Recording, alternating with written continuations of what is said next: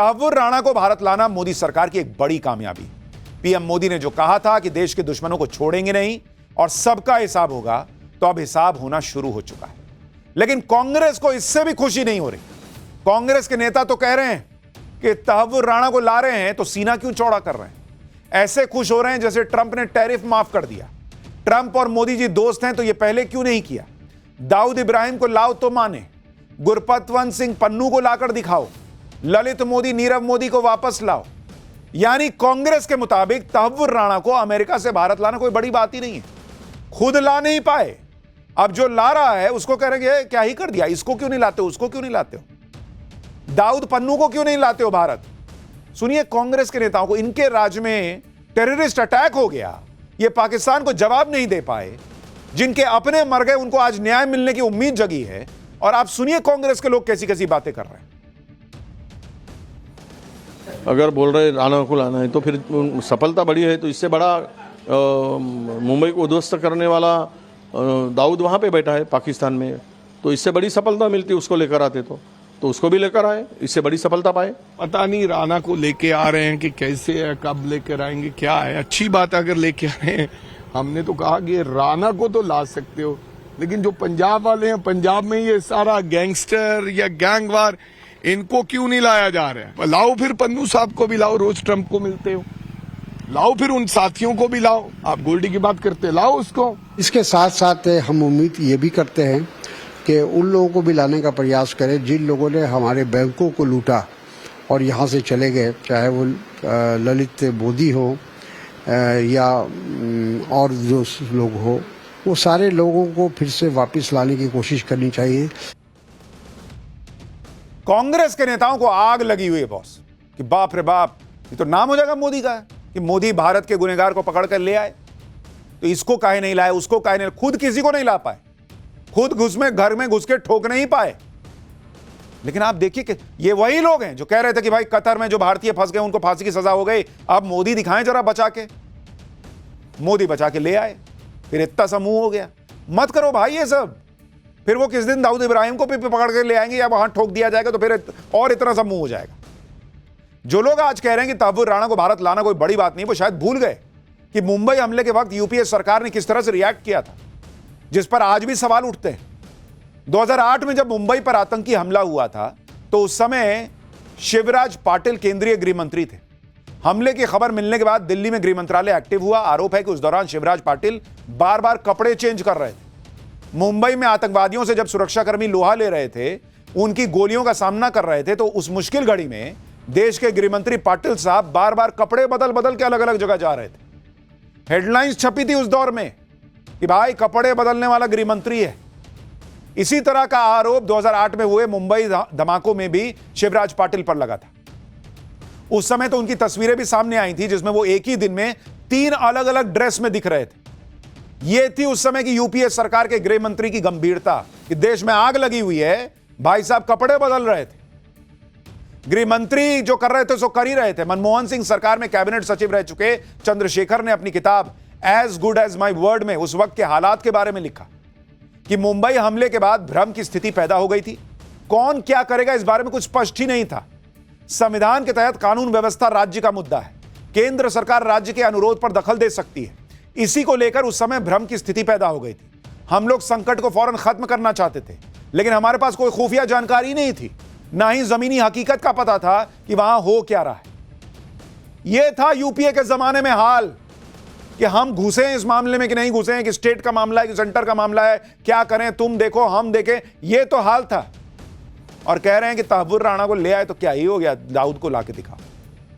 आज कांग्रेस के नेता कह रहे हैं कि तहव्वुर राणा को प्रत्यर्पित करके भारत लाना कौन सी बड़ी बात है। लेकिन मुंबई अटैक के दौरान यूपीए सरकार कितनी कंफ्यूज थी और एक्शन लेने में कितनी ढिलाई बरती, इसके बारे में खुद कांग्रेस नेता मनीष तिवारी ने अपनी किताब 10 flash point 20 years national security situation that impacted India में लिखा है कि मुंबई हमले के बाद तत्कालीन सरकार को पाकिस्तान के खिलाफ सख्त कार्रवाई करनी चाहिए थी। यह ऐसा समय था जब एक्शन बिल्कुल जरूरी था।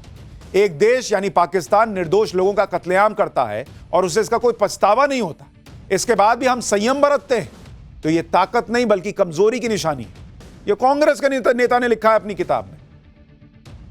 और उस कमजोरी को पाकिस्तान समझ रहा था, इसलिए एक के बाद एक टेररिस्ट अटैक हो रहे थे। आज पाकिस्तान बाप बाप करता है कि भाई पता नहीं कौन हमलावर आके ठोक के चला जा रहा है। मनीष तिवारी ने अपनी किताब में जिस कमजोरी का जिक्र किया उसके बारे में आपको और बताता हूं। मुंबई हमले के बाद देश में जबरदस्त गुस्सा था। लोग उम्मीद कर रहे थे कि सरकार हमले का बदला तो लेगी, इतना बड़ा टेररिस्ट अटैक हुआ है। लेकिन आप याद कीजिए कि यूपीए सरकार ने उस समय क्या किया। हमले में पाकिस्तान का हाथ होने के कई सबूत थे, फिर भी मुंबई हमले का बदला नहीं लिया। कसाब जिंदा पकड़ा गया, लेकिन उसके ट्रायल में देरी हुई। पाकिस्तान पर दबाव नहीं बनाया जिससे वो आतंकियों पर एक्शन ले।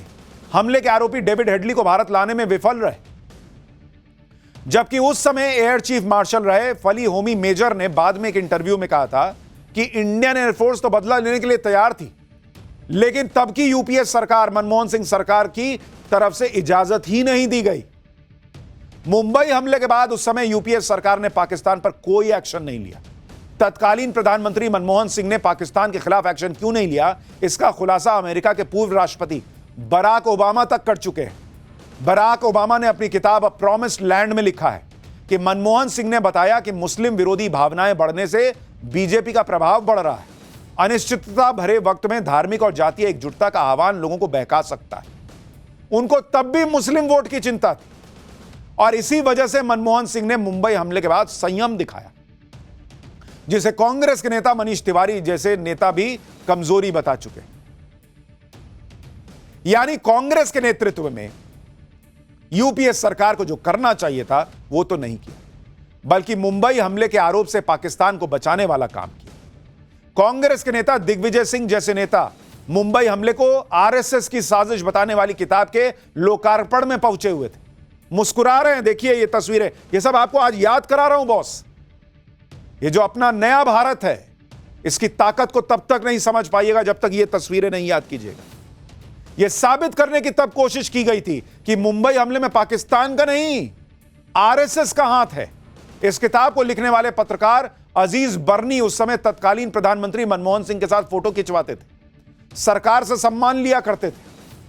आप सोचिए, जिस मुंबई हमले में पाकिस्तान के खिलाफ सारे सबूत थे, सारे आतंकी पाकिस्तान से आए थे, यहां तक कि पाकिस्तान के नेता खुद मानते थे कि मुंबई हमले में पाकिस्तान का रोल था, कसाब जिंदा पकड़ा गया। उस घटना को आरएसएस से जोड़ने की कितनी बड़ी साजिश की गई थी। संघ पर इस तरह के आरोप लगाने वाले अजीज बर्नी के खिलाफ संघ ने एक्शन भी लिया था। तस्वीर देखिए, आरएसएस की का षड्यंत्र 26/11 दिग्विजय सिंह फोटो खिंचा रहे हैं। अजीज बर्नी के खिलाफ मानहानि का केस दाखिल किया गया था आरएसएस की तरफ से, जिसके बाद उसने माफी मांगी थी और इरादा किसी को ठेस पहुंचाने का नहीं था। वो अपनी किताब का टाइटल बदलने को तैयार है, यह सब भी कहा था, लेकिन आरएसएस ने माफी स्वीकार नहीं की। संघ ने कहा कि अजीज बर्नी की माफी स्वीकार्य नहीं है, यह माफी केस वापस लेने के लिए पर्याप्त नहीं। यह हुआ था उस वक्त। यह तो हाल था उस समय यूपीए सरकार का। जिस पाकिस्तान पर हमले का आरोप लगा, उसे बचाने के लिए संघ वाला एंगल जोड़ दिया। बाकायदा किताब लॉन्च कर दी गई कि मुंबई हमले में संघ की साजिश थी, जिसमें बाद में माफी मांगनी पड़ी। यह सब यूपीए के सरकार के दौर में हो रहा था। और जब मोदी सरकार में मुंबई हमले के मास्टरमाइंड तहव्वुर राणा को भारत लाया जा रहा है, तो इसका क्रेडिट भी लेने की कोशिश की जा रही। कांग्रेस नेता पी चिदम्बरम ने कहा है कि तहव्वुर राणा का प्रत्यर्पण 1.5 दशक के कठिन कूटनीतिक, कानूनी और खुफिया प्रयासों का परिणाम है, जो यूपीए सरकार ने अमेरिका के साथ मिलकर शुरू किया।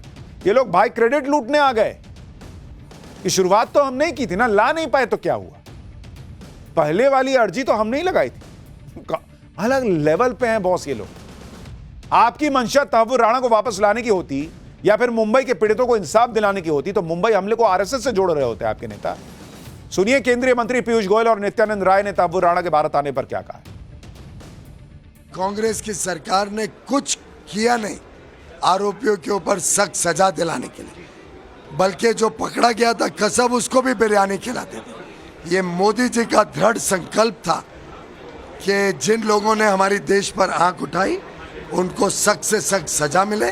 जो भी अपराधी इस दुनिया में कहीं भी छुपे हुए हैं जिन्होंने भारत के खिलाफ षड्यंत्र रचा है, वह सब। तो आखिरकार विपक्ष कुछ भी कहे, कांग्रेस कुछ भी कहे, देश देख रहा है कि तहव्वुर राणा को भारत लाया गया है जबरदस्त कूटनीतिक प्रयासों के जरिए लाया गया है और यही वो नया भारत है जिसकी धमक दुनिया महसूस कर रहा है। लेकिन ये इकलौती खबर नहीं है नए भारत की ताकत की।